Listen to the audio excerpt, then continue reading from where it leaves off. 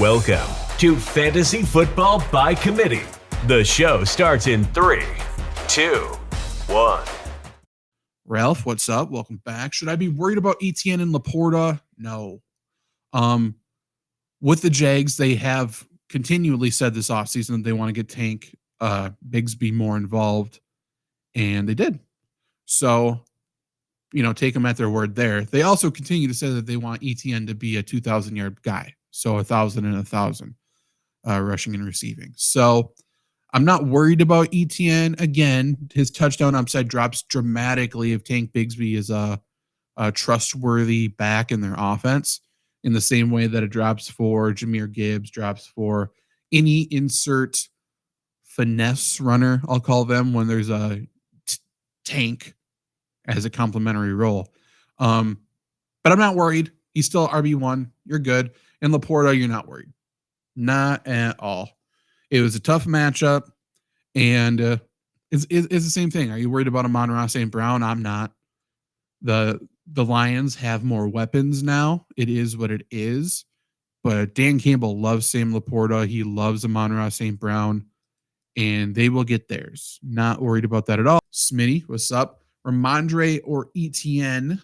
That's a tough one. I don't think the Patriots are going to be in very many positions like they were week one, playing with a lead and stuff.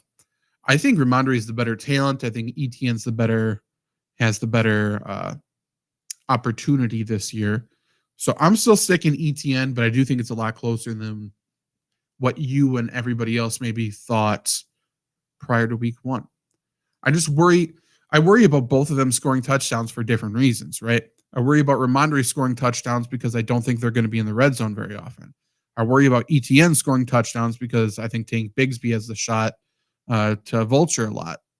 But at the end of the day, I'm going to go with the guy who has the offense, who's going to be making trips to the red zone. So I still like Etienne, and he should have bigger games.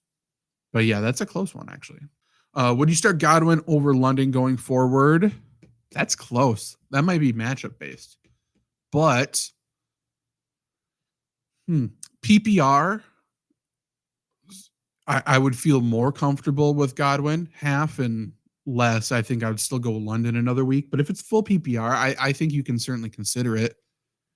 Who do each guy play next week?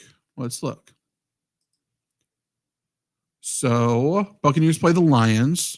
So he would be attacking that slot corner, which I like more than the outside, I think. And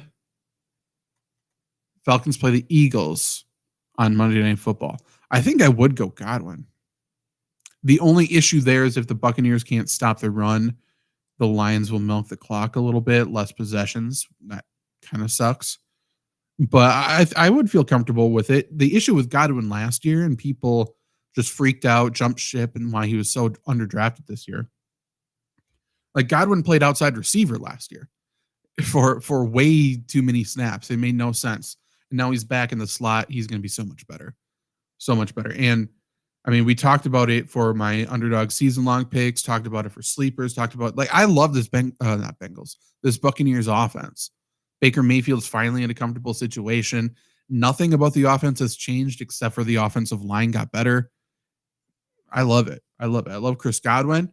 I like Mike Evans as long as he's healthy. I love Baker Mayfield this year. For some reason, his season-long prop was at 3,600 yards, hammered the over, had probably too much money riding on the over for, obviously an injury destroys that. But I'm high on the Buccaneers. I'm high on them as a sleeper team.